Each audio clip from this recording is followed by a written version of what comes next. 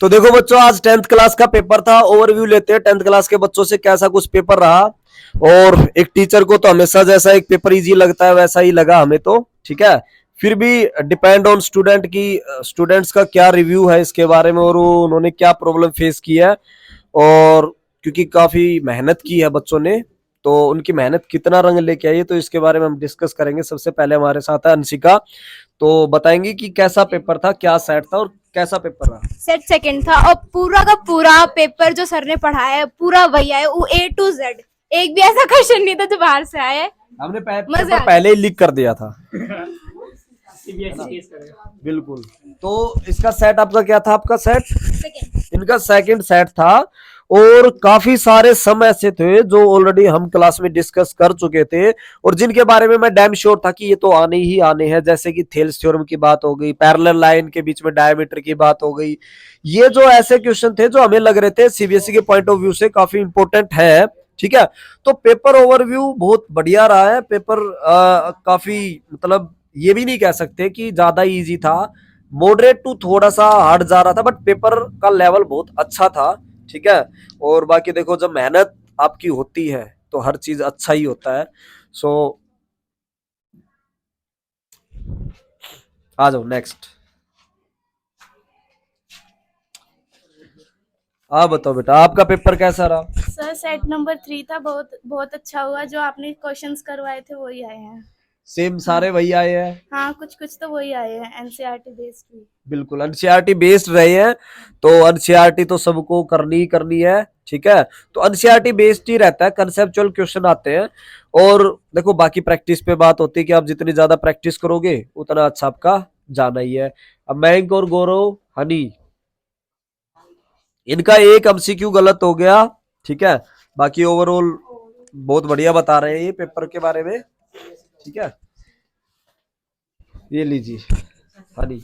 मेरा सेट 3 था। सर ने जो हमारी लास्ट टाइम क्लास ली थी उसमें बहुत सारे क्वेश्चन रिपीट हुए और एनसीईआरटी में से बहुत सारे क्वेश्चन। हाँ, कल हमने संडे को क्लास लगाई थी 6 घंटे की, इनकी ऑफलाइन क्लास थी और रात को हमने ऑनलाइन क्लास ली थी। जो ऑफलाइन क्लास में जो हमने पूरे मैथ का मैराथन किया था इनके साथ बैठ के 6 घंटे, ठीक है। तो उसमें काफी सारे सम ऐसे थे जो हमने किए थे और वो काफी ऐसे कैसे बगैर डिजिट चेंज किए ऐसे कैसे सीबीएसई ने इनको ऐसे कैसा छाप रखा है। तो पेपर में देख के बड़ी खुशी हुई कि हमारी मेहनत आखिरकार रंग लेके आई है। और इनको डाउट रहता है एक दो एमसीक्यू में, ठीक है।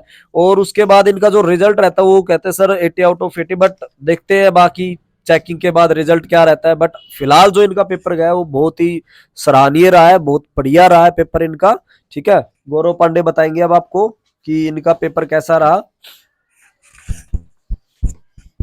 सर जो आपने कल 6 घंटे की क्लास ली थी और आप अपनी तबीयत खराब होने के बावजूद भी हम पे इतनी मेहनत कर रहे थे ना, उसी कारण हमारा पेपर इतना बढ़िया गया आज।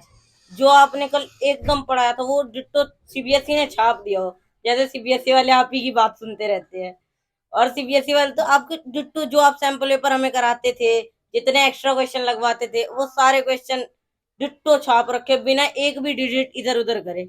तो धन्यवाद सर, आपने इतनी हमारे ऊपर मेहनत करी।